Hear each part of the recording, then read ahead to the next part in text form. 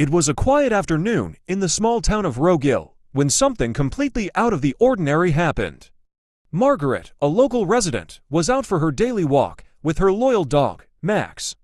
The sun was beginning to dip behind the hills, casting a golden glow over the town, and everything seemed perfectly normal until Margaret turned onto the town's main road and saw something that made her stop in her tracks. There, in the middle of the road, stood a massive train. It was unlike anything Margaret had ever seen in RoGille, where the nearest railway station was miles away. The train, with its faded blue and silver cars, seemed out of place and eerie, as if it had no business being there. The road was entirely blocked by the enormous locomotive and its attached cars stretching across the town's principal thoroughfare. Margaret's heart raced as she tried to make sense of the situation. Without hesitation, Margaret pulled out her phone and dialed the emergency services. She reported what she saw, struggling to find the right words to explain how a full-size train had ended up on a road where no tracks existed. The operator, sensing the urgency in her voice, assured her that help was on the way. Within minutes, the sound of sirens filled the air as police cars, fire trucks, and ambulances rushed to the scene. The emergency responders, clearly as baffled as Margaret, quickly closed off the area, directing traffic away from the scene and urging curious onlookers to keep their distance.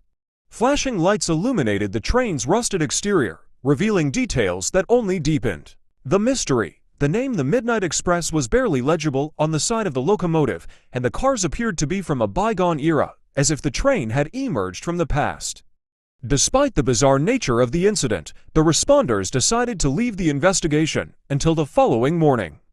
They secured the area, ensuring no one could get too close, and left the scene with plans to return at first light. That night, the town buzzed with speculation.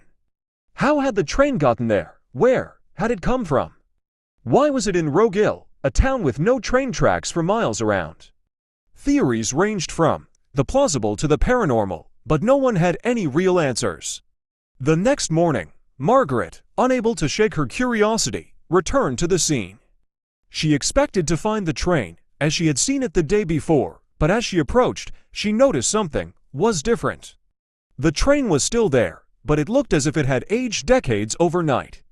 The once solid cars were now visibly broken, with large sections of metal twisted and rusted beyond recognition.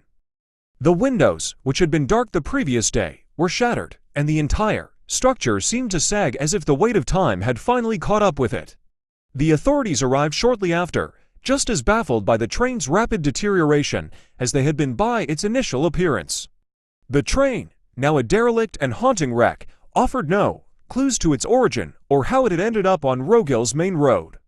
It was as if the train had been pulled from another dimension, appearing briefly in the town before succumbing to the decay of ages in a single night.